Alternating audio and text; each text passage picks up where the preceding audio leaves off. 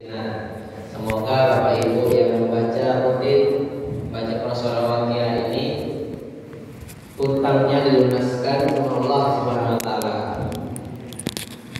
Bapak Ibu yang dirahmati Allah Subhanahu wa taala, sekali lagi kami ucapkan terima kasih kepada Bapak Ibu yang insyaallah kegiatan kita sampai Isra nanti. Jadi kita salat Isra nanti baru selesai, kita foto bersama. Dan sekali lagi kami ucapkan terima kasih kepada pengurus Masjid Zahratul Islamiyah yang telah memberi kesempatan kepada kami untuk berkegiatan di sini, karena melihat situasi kondisi sekarang masjid-masjid sepi dengan kehadiran pemuda-pemuda, sepi dengan kehadiran jamaah itu di mana-mana.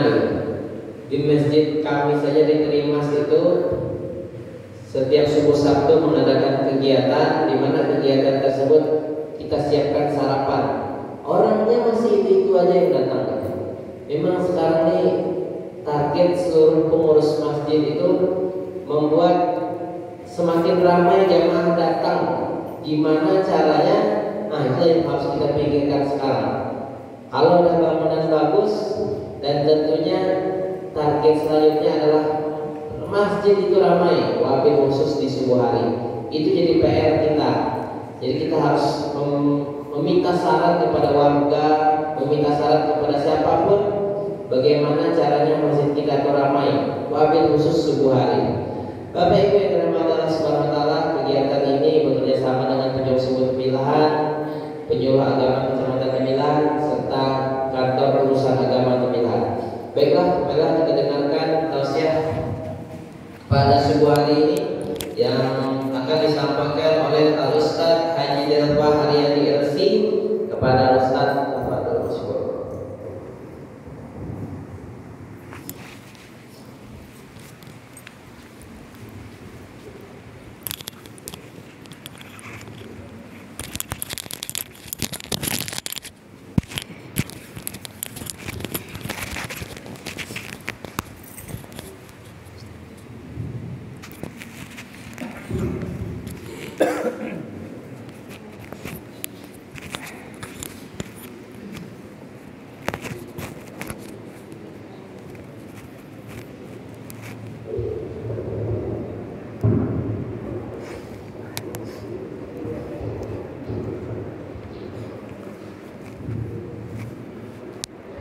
Bismillahirrahmanirrahim.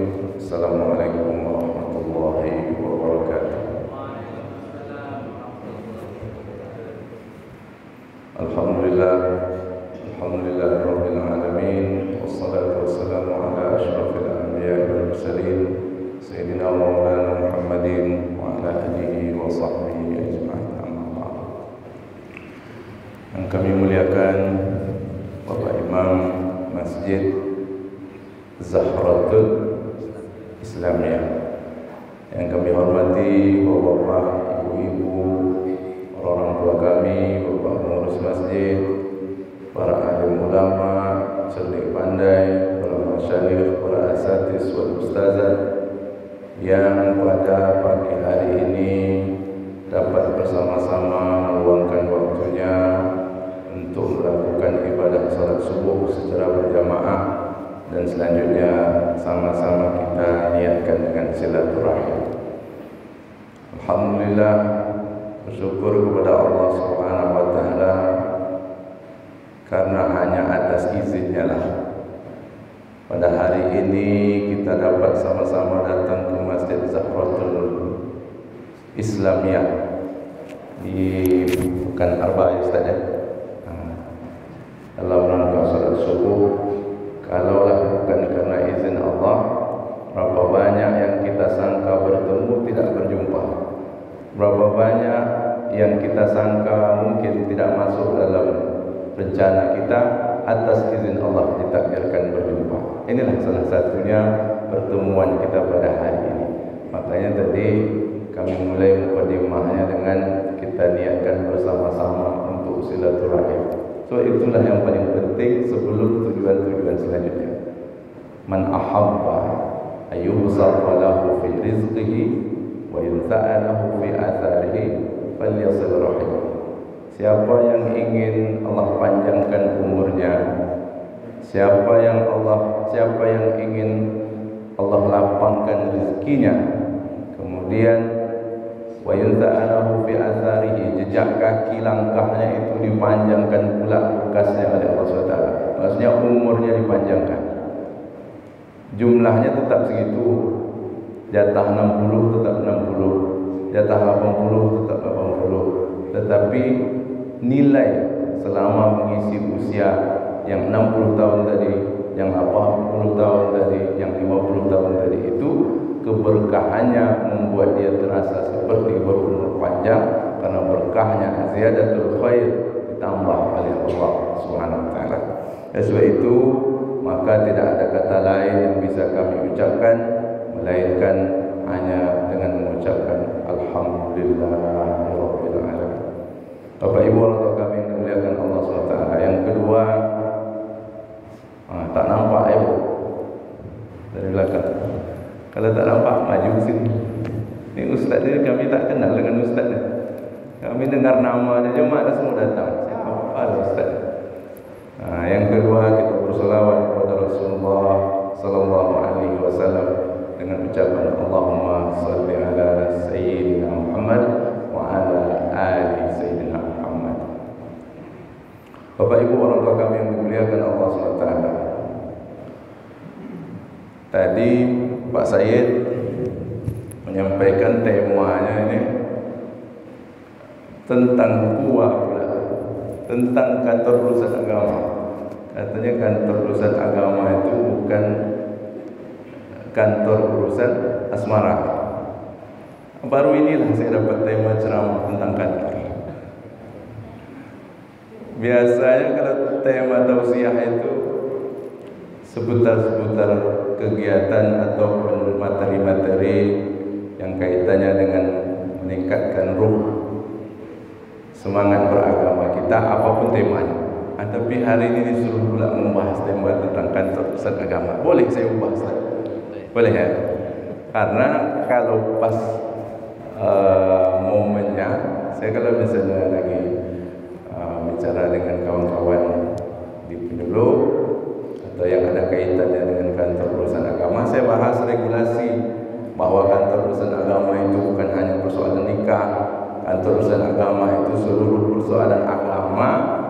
Apalagi kita di Tembilahan ini kantor revitalisasi, program ambisius pemerintah, dalam hal ini Menteri Agama. Jadi ada banyak 10 paling tidak program di situ. Salah satunya adalah memang atau beberapa program itu ada fungsi penyuluh. Karena ini banyak yang tidak diketahui oleh masyarakat, sebab yang dipahami masyarakat adalah persoalan nikah, kawin, dah itu aja. Jadi kami ini tak dipandang di kantor. Masuk ruang sebelah administrasi, mau daftar Pak, mau daftar Bu, minta rekom. Kami karena tidak tahu regulasinya seperti apa. Tapi saya pagi hari ini tidak ingin menyampaikan tentang kantor urusan agama. Nah itu nanti biarlah masuk dalam program sosialisasi. Bapak Ibu orang tua kami yang dimuliakan Allah SWT, saya berceramah tidak akan panjang-panjang. Karena pertama, saya sudah tidak berceramah hampir 7 bulan. Hampir 7 bulan saya tak pernah tampil berceramah di depan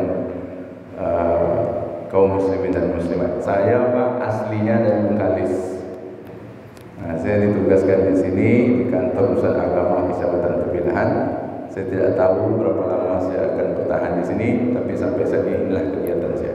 Dulu sebelum ke sini memang rutin, mau subuh, mau zuhur, mau kegiatan MTQ segala macam.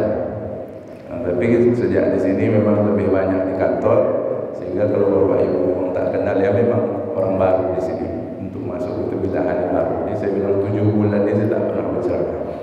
Bapak Ibu orang tua kami yang dimuliakan Allah Subhanahu wa taala. Pagi ini kita nak bahas sedikit tentang orang-orang yang kata Rasulullah sallallahu alaihi wasallam termasuk orang-orang yang muflis. Pernah dengar kata ini Bapak Ibu? Pernah. Ketika Rasulullah duduk bersama para sahabat, maka beliau bertanya, kira-kira dalam majlis-majlis seperti inilah. Karena Rasulullah itu adalah sosok yang tidak hanya hadir dengan sahabat di waktu sholat saja. Di luar waktu sholat pun Rasulullah komunikasinya intens dengan para sahabat, sehingga kalau ada masalah itu dapat dipecahkan secara langsung. Awak nampaknya kurang sehat, apa masalah? Awak nampaknya sedang dirundung hal problem, coba ceritakan bagaimana keadaan keluarga, apakah sehat. Maka kita pun sebetulnya ketika bertemu dengan saudara-saudari kita, sudah seharusnya lah kita menanyakan kabar. Ya Ustaz, kita tanyakan kabar, bagaimana kabar Bapak, bagaimana kabar Pak Imam, bagaimana keluarga, sehat semuanya. Karena kita tak tahu, apalagi di zaman seperti sekarang, kesehatan mental orang banyak yang tidak terjaga pada hari ini. Berapa banyak kasus anak dibunuh oleh orang tuanya, padahal binatang buas pun sayang kepada anak. Ini ada sesuatu yang tidak matching di sini. Ada persoalan bahwa kita harus care kepada masalah mental psikologis seseorang, walaupun nampak sekilas dengan kita dia baik-baik saja, tapi cobalah bertanya, apakah engkau betul-betul dalam keadaan baik? Mana tahu dia dengan tekanan-tekanan. Maka Rasulullah contohkan ini dengan selalu mendampingi para sahabat beliau. Pada suatu kesempatan Rasulullah bertanya, wahai sahabatku, atadruna manil muflis? Tahukah engkau siapa yang disebut dengan orang muflis? Bangkrut, rugi, sejadi-jadinya rugi. Maka di antara sahabat ini ada yang menjawab, ya Rasul, al-muflisu fina, orang yang kami anggap bangkrut, yang paling sial hidupnya, man la dirhama lahu wa la mata', adalah orang yang tidak memiliki uang.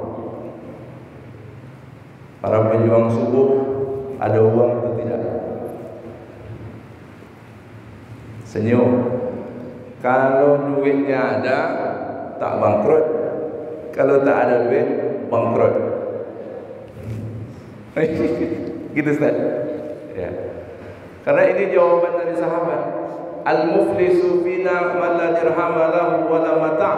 Orang yang bangkrut adalah orang yang tak punya duit, tak punya perhiasan, tak punya rumah, tak punya mobil, tak punya kebun, tak punya rumah sewa, rumah kontrakan, tak ada duit. Kalau dipikir-pikir yang dijawab oleh sahabat ini betul ya Pak. Mengapa betul? Karena kebutuhan terhadap sesuatu yang kita sebut dengan materi itu pada hari ini melampaui segala-galanya. Kalau duit sudah bicara, urusan yang tidak lancar menjadi lancar. Aha, ibu-ibu dah mengakui. Kalau duit sudah bicara, sesuatu yang kita lakukan secara komunikasi lisan ini nyangkut, selesaikanlah dengan barang. Orang yang tidak bisa bercakap di mikrofon, di depan kamera, tidak bisa berbicara lantang di depan orang, padahal ilmunya banyak, mungkin kerana jam terbangnya masih belum, tidak bisa dia bicara, atau memang kemampuan lisannya terbatas bagaimana Nabi Musa, dia tidak begitu lancar kalau bicara, maka dia butuh oleh sahabatnya, saudaranya Harun. Orang yang tidak bisa bicara secara lisan, menjelaskan sesuatu sulit dipahami, menerangkan sesuatu tidak sampai kepada orang lain, maka orang ini kalau dia tak bisa bicara tapi dia punya duit, meriam pun tak akan berbunyi kalau disumpalkan duit, uang. Maka kalau kita pikir-pikir, betul juga apa yang dijawab oleh sahabat. Tapi Rasulullah SAW ketika mendengar jawaban tersebut tidak marah, beliau tersenyum. Tersenyum beliau. Wahai sahabatku, memang betul jawabanmu itu, bahwa orang bangkrut orang yang tak punya uang. Tetapi yang aku maksud adalah orang yang ya'ti yaumal qiyamah, dia datang nanti pada suatu saat di hari kiamat bisalatin, dia bawa pahala salat, wasiyamin, dia bawa pahala puasa, wazakatin, dia pun rajin berzakat karena kebetulan diberikan ekonomi yang baik. Tetapi di saat yang sama qad syatama hadza, orang ini pernah mencaci maki saudaranya. Wa qadhafa hadza, pernah memfitnah saudaranya. Jadi nanti di hari kiamat ketika seseorang yang banyak ibadahnya tadi datang kepada Allah SWT ingin mengadukan amal ibadahnya, ya Allah, ini ibadah salat hamba. Ketika Allah ingin menerima, datang orang di belakang. Nanti dulu ya Allah, memang Pak Aziz ini rajin salat. Memang beliau ini kalau sudah salat pejuang subuh dibawanya dari Pekan Arba sampai mana? Sampai tempat lain. Dibawa berkeliling. Kalau sudah salat judulnya, apalagi subuh rajin. Malam beliau bangun, duha beliau salat. Salat-salat rawatib tidak pernah tertinggal, apalagi yang wajib. Tetapi ketika beliau hidup bersama saya di Pekan Arba dulu ya Allah, beliau pernah syatama hadza, beliau pernah mengata-ngatai saya dengan perkataan yang kasar. Beliau pernah bicara yang tidak baik di hadapan orang lain tentang saya, sehingga malu wajah saya. Mau melawan beliau ketua tim, tak mungkin saya lawan. Akhirnya ditanya, wahai Pak Said, betul Bapak pernah mengata-ngatai Pak Aziz di depan orang ramai sampai dia malu, jatuh air mukanya? Betul ya Allah. Kalau begitu bawa sini pahala salatmu, berikan kepada Pak Aziz. Tambah satu salat pahala Pak Aziz. Habis satu. Ya Allah, aku masih punya amal ibadah namanya asyam, puasa. Ini pahala puasa hamba ya Allah, tolonglah diterima ya Allah. Begitu mau melaporkan, datang lagi orang kedua di belakang. Ya Allah, memang beliau itu rajin puasa. Jangankan yang sunnah, jangankan yang wajib, yang sunnah pun beliau lakukan. Puasa Ramadan sudah jelas, Senin Kamis apalagi jelas rutin. Setiap ada kesempatan puasa Arafah, puasa Muharram, Ayyamul Bid, apapun yang ada kesempatan berpuasa, kecuali di waktu-waktu yang dilarang berpuasa, beliau selalu melaksanakan ibadah puasa. Beliau ini seharusnya pantas masuk di Babur Rayyan. Dari Babur Rayyan, pintunya orang yang berpuasa, pintunya orang yang mengerjakan ibadah lewat jalan ibadah puasa, masuk surga maksudnya. Beliau pantas ya Allah. Tetapi ketika hidup bersama hamba di Pekan Arba dulu, qadhafa hadza, Pak Aziz pernah memfitnah aku. Karena dia mau nyalek tahun 2000, saya mau nyalek saya. Iya ya. Tak usah nyalek lah ya, yang lainnya. Kadang saya ini kasih contoh tu apa yang nampak ya. Jadi kita ubah. Usahlah Pak Aziz, yang tak nyalek lah. Pak apa? Pak Sofian. Anggaplah ya Pak. Anggap Pak Aziz ni karena dah telanjur saya sebut. Beliau memang rajin berpuasa, memang rajin ibadah puasanya. Tapi dulu ketika saya hidup bersama beliau, beliau pernah memfitnah aku. Karena dia mau nyalek 2024, maka 2022 mulai dia fitnah saya. Saya tak bisa melawan. Dia mengata-ngatai saya di belakang, kalau tadi di depan. Saya di Pekan Arba, beliau di sana di Tembilahan Hulu. Saya tak tahu, tapi orang lain berbicara, saya difitnah oleh Pak Aziz. Malu saya, katanya saya melakukan ini, katanya saya ngambil barang ini, katanya saya mengganggu keluarga ini, katanya saya merusak amanah ini, katanya saya melakukan hal-hal yang tidak saya lakukan. Habis nama baik saya hanya untuk mencapai tujuan dunia. Ditanya oleh Allah SWT, Pak Aziz, betul Bapak pernah memfitnah Bapak ini karena dulu mau nyalek tahun 2024? Betul ya Allah. Di depan Allah tak bisa mengelak. Kalau di atas dunia betul Bapak yang ngambil laptop apa namanya Pak? Kalau punya kantor inventaris. Betul Bapak ngambil inventaris ini Pak? Betul Bapak yang bawa balik mesin ini Pak? Tidak pernah. Bisa dia membela dengan lisannya. Tetapi kalau di hadapan Allah SWT, al-yawma nakhtimu ala afwahihim, pada hari tersebut kami kunci mulut-mulut mereka. Wa tukallimuna aydihim, yang akan bicara adalah tangan-tangan mereka.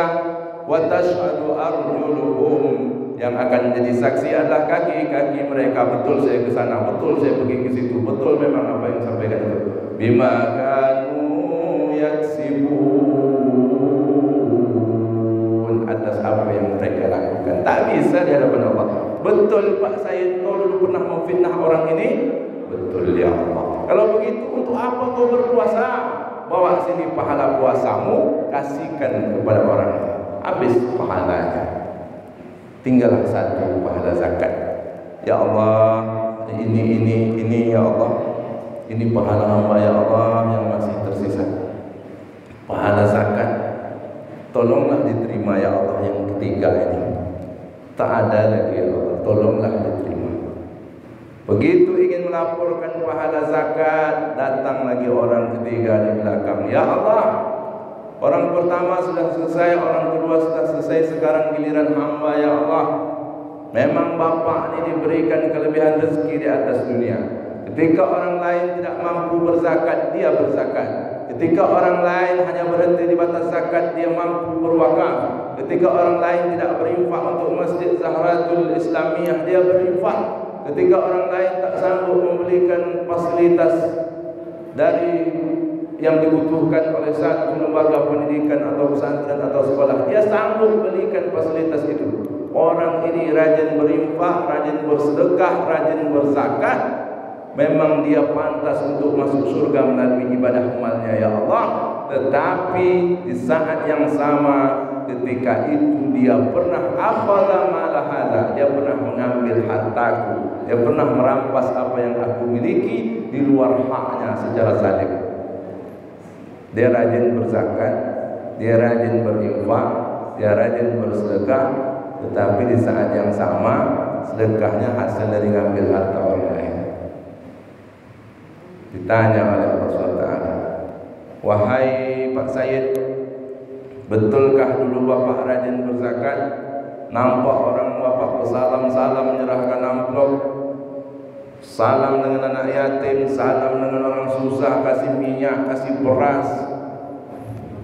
Tapi di saat yang sama yang Bapak berikan untuk membantu masjid itu, untuk beli pasir semen itu, untuk membantu anak yatim itu, di saat yang sama Bapak ambil hartanya. Bapak zalim Pak. Bapak sudah senang, sudah punya rumah, sudah punya rezeki yang melimpah, anaknya berhasil. Kenapa Bapak ambil harta orang-orang susah ini Pak? Seharusnya Bapak bantu dia, tapi Bapak ambil, Bapak zalim kepada orang ini.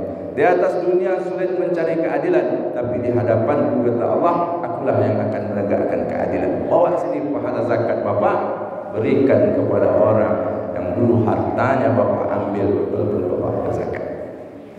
Habis salat, habis puasa, habis zakat, habis. Fa in faniyat hasanatuhu, ketika semua kebaikannya habis. Walam yuqda ma'alaihi, tapi dosanya masih banyak. Inilah bahayanya kalau dosa lebih banyak dari amal. Ukhidat min khatayahum, diambillah dosa orang yang mengadu. Pahala habis. Minta satu, kasih pahala ini. Minta dua, kasih pahala ini. Minta tiga, kasih pahala ini. Pahala habis, yang menuntut masih datang. Dulu Bapak dorong pahala, dulu Bapak pernah pukul saya. Kenapa tak lawan? Saya tak berani melawan Bapak. Bapak orang besar, saya kecil Pak. Kalau saya lawan, saya kerja dengan Bapak. Bapak majikan saya, habislah kehidupan saya punya keluarga, punya anak. Saya tak berani lawan Bapak. Bapak pernah pukul saya, segala macam. Penuntut masih banyak, sementara pahala sudah habis. Apa yang terjadi? Ukhidat min khatayahum, diambillah dosa orang yang menuntut tadi. Tsumma turiha finnar, lalu orang ini pun dilemparkanlah dia ke dalam api neraka. Bapak Ibu orang tua kami yang dimuliakan Allah SWT, orang ini masih ada waktu, soalnya macam mandang di situ terus. Habis, kalau habis saya tutup. Hah? Masih 5 menit, kata Pak Said 5 menit. Saya tutup 3 menit, biar 2 menit itu dapat untuk pesan saya. Oke. Pahala habis. Jadi orang ini bukan dia tidak beribadah, bukan dia tak pernah sedekah, tak pernah puasa, tak pernah zakat, tak pernah sholat. Dia ibadah, tetapi ibadahnya itu minus karena banyaknya dosa dan kesalahan yang dia buat kepada sesama manusia. Kalau dosa itu adalah dosa kepada Allah SWT, dia cukup bertaubat. Tapi kalau dosa dengan sesama manusia, dia harus minta maaf, minta ampun, karena urusan yang menyangkut hak-hak anak Adam. Maka oleh sebab itu, dalam hidup ini Bapak Ibu orang tua kami, para pejuang subuh, jamaah Masjid Zahratul Islamiyah yang dimuliakan Allah SWT, biarlah amal kita tak banyak, tak apa-apa. Kalau diskalakan 1 sampai 100, amal kita ni paling-paling 50, tapi dosa kita 30 masih plus. Tapi seandainya amal kita ni 70, 80, dosa kita sampai 90, maka kita minus 10. Itu kalau dikalkulasi. Tapi pahala dan dosa itu tidak begitu. Tetapi ini hanya untuk memudahkan kita memahami bahwa baju yang kotor itu lebih butuh mesin cuci, lebih butuh sabun cuci dibersihkan daripada minyak wangi. Baju yang kotor itu lebih perlu dicuci daripada diwangikan. Karena berapa banyak orang menyangka baju yang sudah disangkut ini masih bersih, dikasih terus minyak wangi-wangi, padahal baju tersebut kotor. Lebih baik baju itu bersih, kita anggap kotor, dicuci, setelah bersih barulah dia disetrika, setelah bersih barulah diberi minyak wangi, sehingga baju yang kita pakai bukan hanya wangi tetapi juga bersih. Amal banyak perlu, tetapi dosa yang lebih banyak daripada amal. Cepat-cepat kita minta ampun kepada Allah Subhanahu wa taala, kepada manusia cepat-cepat kita minta maaf kepada manusia, kepada Allah kita minta ampun. Bapak Ibu orang tua kami yang dimuliakan Allah SWT, mungkin untuk pertemuan kali ini kami rasa cukuplah sedemikian dulu. Mudah-mudahan walaupun singkat dan sederhana apa yang kami sampaikan, ada hal-hal positif yang dapat kita bawa pulang bersama-sama. Saya tidak menasihati kita semua, tapi lebih kepada diri saya sendiri, karena saya banyak kurangnya. Oleh sebab itu saya jadikan momen ini sebagai kontemplasi untuk diri saya dan sekaligus kepada kita semua. Mudah-mudahan bermanfaat. Kalau ada yang salah cakap tak berkenan di hati, saya mohon maafkan. Wassalamualaikum warahmatullahi wabarakatuh.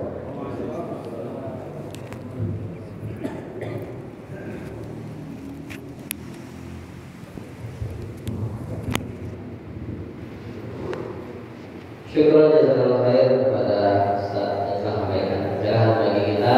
Semoga bermanfaat untuk kita dalam kehidupan sehari-hari. Baiklah, sebelum melaksanakan sholat isyraq, mari kita dengarkan bacaan doa. Kalau hal ini yang disampaikan oleh Ustaz kami SPD kepada Ustaz kami silakan.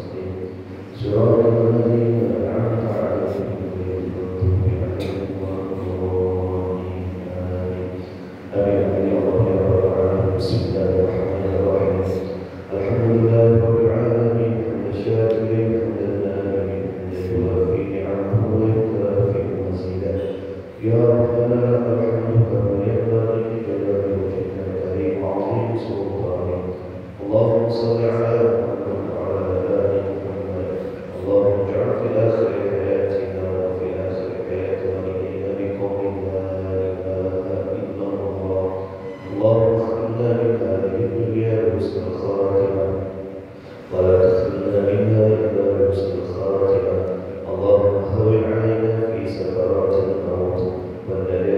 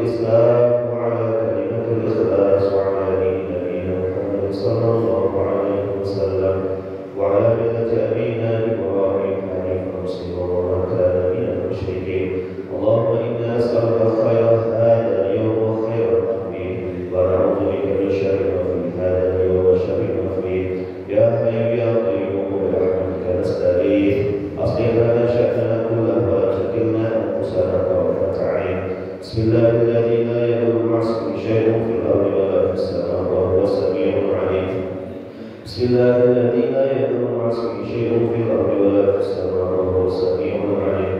بسم الله الذي لا يضر مع اسمه شيء في الأرض ولا في السماء وهو السميع العليم. بسم الله توكلنا عليك يا الله، لا حول ولا قوة إلا بالله العلي العظيم. ربنا آتنا في الدنيا حسنة وفي الآخرة حسنة وقنا عذاب النار. وصلى الله على سيدنا محمد النبي الأمي وعلى آله وصحبه وبارك وسلم. الفاتح. سبحان ربك رب العزة عما يصفون وسلام على المرسلين والحمد لله رب العالمين.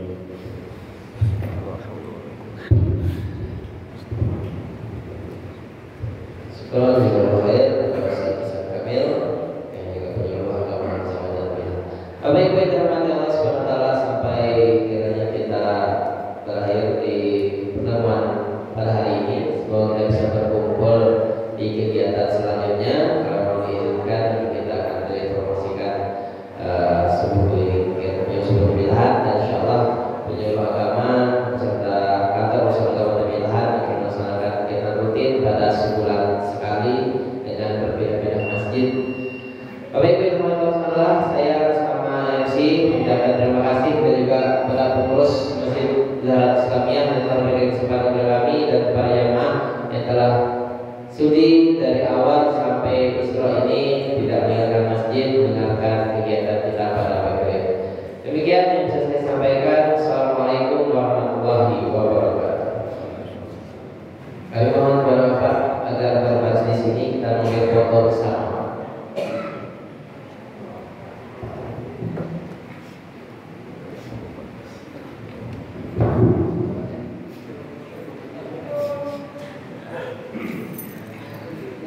Pak, kita izin Pak, foto bersama Pak.